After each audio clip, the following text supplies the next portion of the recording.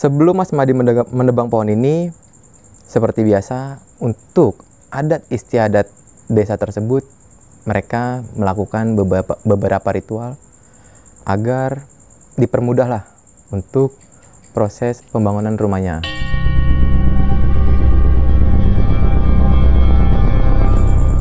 Namun, sebelum menebang pohon, Mas Madi ini sempatlah mendengar suara ketawa.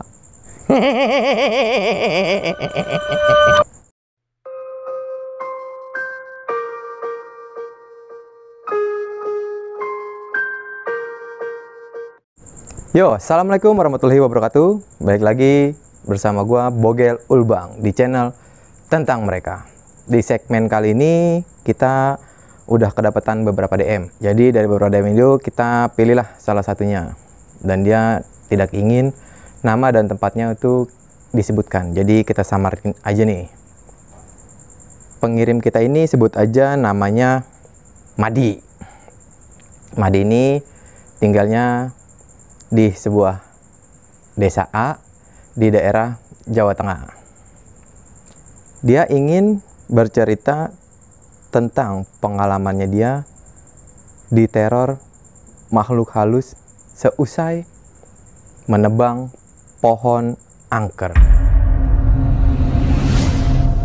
Jadi tanpa banyak basa-basi, langsung aja kita simak ceritanya.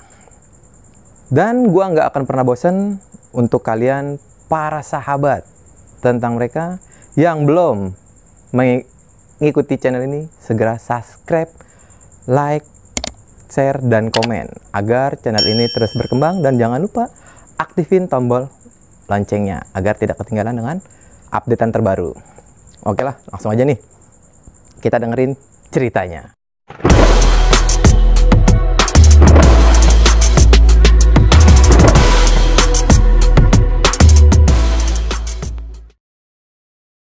Oke, jadi cerita ini berawal di tahun 2015, yang dimana Mas Madi ini beserta dengan orang tuanya ingin membangun sebuah rumah di desa A.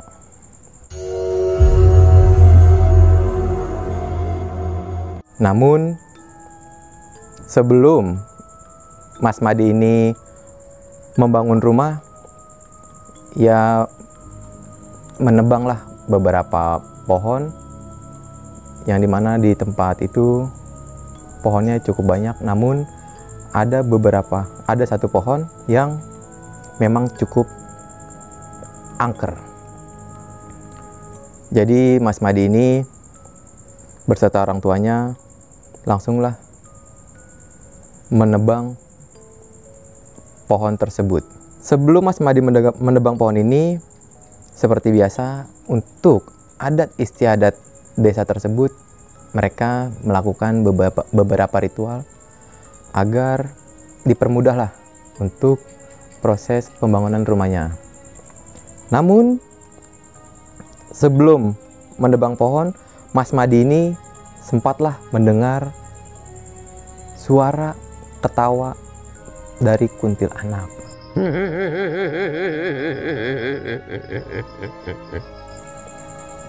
Mas Madi ini awalnya tidak terlalu menghiraukan suara tersebut.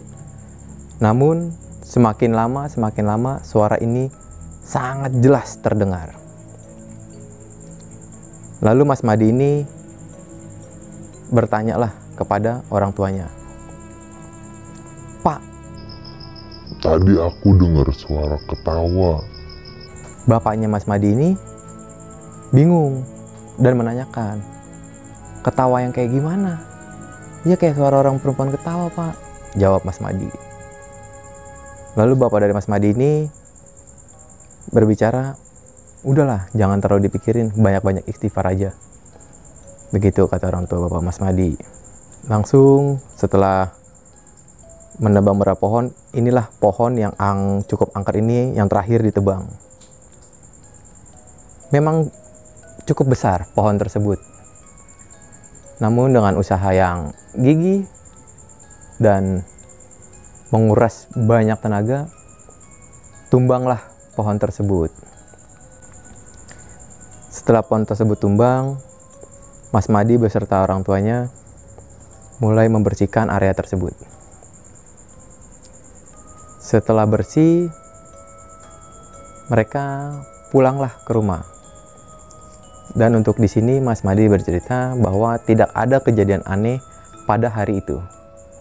Namun keganjilan ini mulai dirasakan oleh Mas Madi beberapa hari kemudian setelah ia menebang pohon tersebut. Kejadian-kejadian yang Mas Madi alami ini bisa dibilang cukup ekstrim, karena Mas Madi ini sering mendapat gangguan-gangguan yang bukan hanya seperti ketawa atau melihat sosok-sosok, tapi Mas Madi ini sempat pernah didorong atau ditarik oleh makhluk halus.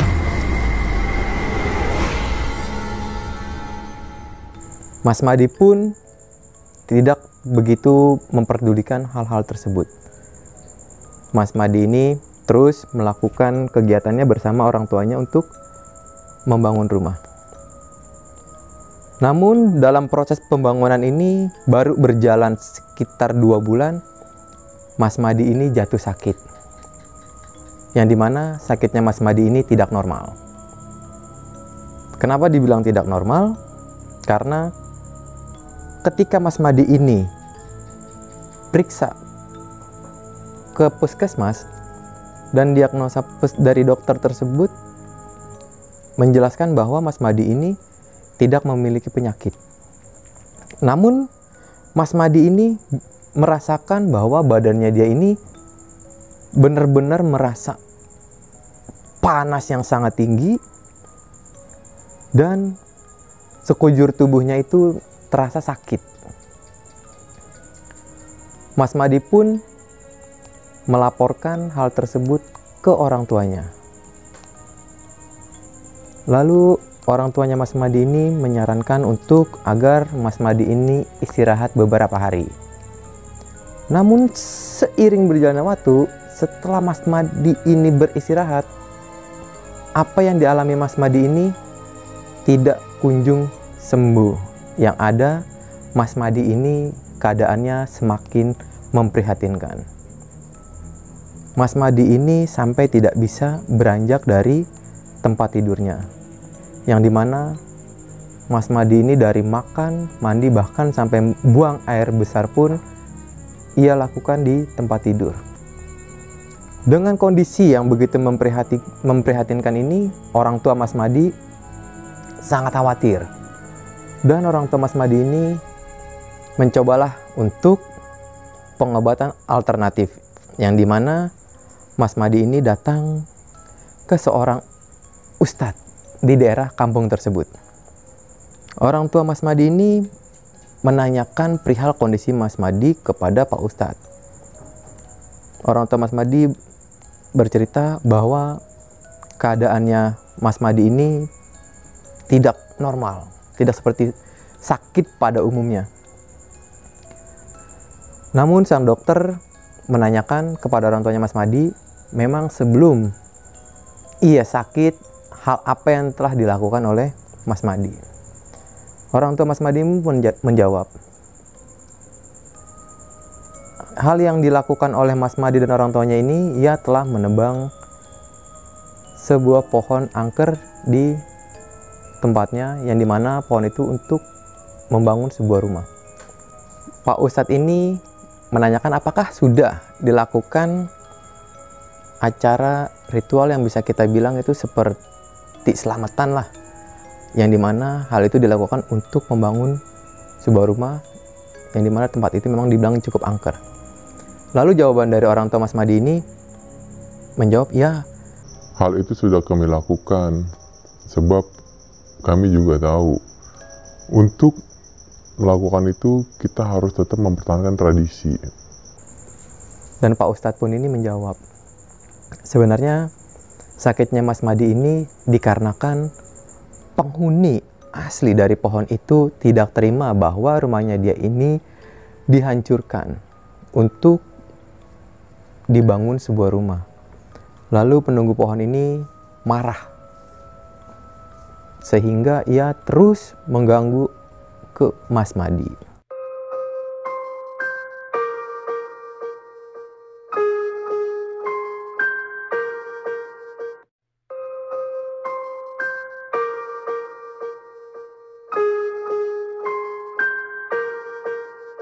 Setelah percakapan itu, Pak Ustadz ini pun meminta waktulah untuk melakukan beberapa ritual. Yang dimana ritual itu kita sendiri pun tidak tahu bahwasannya ketika orang tuanya Mas Madi ini ke Pak Ustadz itu, dan Pak Ustadz itu ingin melakukan ritual, Pak Ustadz itu masuklah ke sebuah kamar. Jadi kita nggak tahu lah nih apa aja yang dilakukan oleh Pak Ustadz. Setelah beberapa saat, Pak Ustadz ini keluar.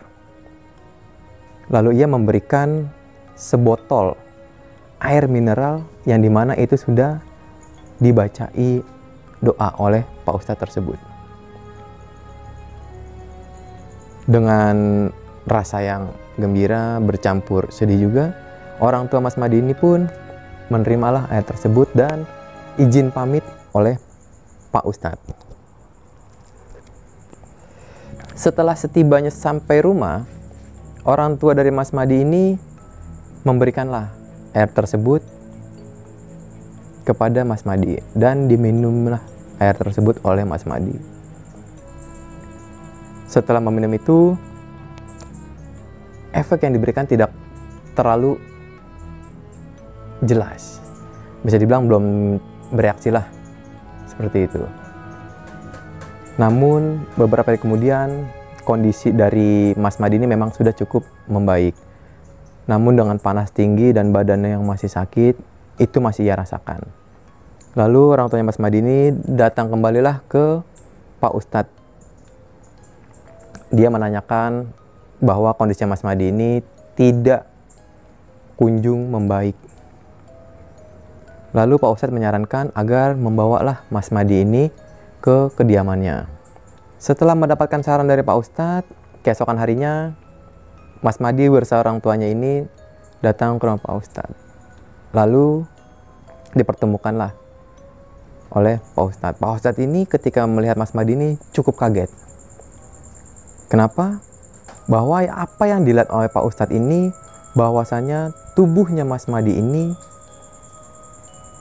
ada yang seperti kita menggendong anak lah di belakang. Ketempelan itu seperti ketempelan. Lalu Pak Ustadz menyarankan agar Mas Madi ini ditidurkan di sebuah kamar. Dimasukkanlah Mas Madi ke kamar tersebut, yang dimana Pak Ustadz ini pun melakukan sebuah ritual yang bisa kita bilang itu seperti diruqyah. Dalam prosesi ruqyah ini, tiba-tiba Mas Madi ini berbicara namun dengan nada yang cukup tinggi dan suaranya itu seperti bukan suara Mas Madi. Mas Madi ini berbicara kepada Pak Ustadz bahwasanya makhluk yang berada di dalam tubuh Mas Madi ini benar-benar tidak suka dengan kejadian waktu itu. Lalu dengan usaha yang susah payah, Pak Ustadz ini terus melakukan ruqyah ke Mas Madi, dan alhamdulillahnya Mas Madi ini sudah terlepas dari makhluk tersebut. Namun Pak Ustadz ini menyarankan kepada Mas Madi agar pikirannya itu tidak kosong. Dia harus lebih banyak-banyak istighfar dan lebih banyak-banyak melakukan ibadah agar ia terhindar dari ketempelan. Setelah prosesi pengobatan alternatif ini selesai dilakukan, Mas Madi beserta orang tuanya pun pamit untuk pulang. Setelah pamit, orang tuanya Mas Madi ini menyampaikanlah bahwa dia tidak usah untuk ikut lagi dalam proses membangun rumah. Jadi Mas Madi ini disuruh istirahat total lah, lu nggak usah ikut-ikutan lagi, daripada ntar lu ketempelan lagi, yang ada ntar malah ribet. Begitu ucap dari orang tua Mas Madi. Nah, Mas Madi ini pun mengiyakan bahwa dia memang harus butuh istirahat total. Yang dimana dalam istirahat total ini ia sempat bermimpi bahwasannya dia itu dititipin pesan lah oleh seorang nenek-nenek, yang dimana nenek itu berpesan, dia ingin setiap malam Jumat diadakanlah sebuah pengajian di rumah baru tersebut. Setelah mendapat pesan itu, keesokan harinya Mas Madi pun bercerita kepada ayahnya tentang apa yang dia mimpikan beberapa malam lalu. Ya, tadi malam. Orang tuanya Mas Madi pun menyarankan agar pemilik rumah melakukan pengajian di setiap malam Jumat. Dengan pesan tersebut, akhirnya Mas Madi ini pun sudah benar-benar terbebas dari ketempelan. Setelah kondisinya Mas Madi ini benar-benar pulih, Mas Madi pun sudah bekerja di sebuah perusahaan. Jadi seperti itulah pengalaman dari Mas Madi ini. Nah, gimana tuh buat sahabat tentang mereka? Cerita dari Mas Madi. Bahwasannya memang setiap kita melakukan hal apapun, bersinggah dimanapun dan ke tempat siapapun, kita memang harus kita harus menjaga adab dan tata krama. Sebab kita itu seperti bertamu ke rumah orang, yang dimana kita harus selalu mengucapkan salam dan menjaga tata krama.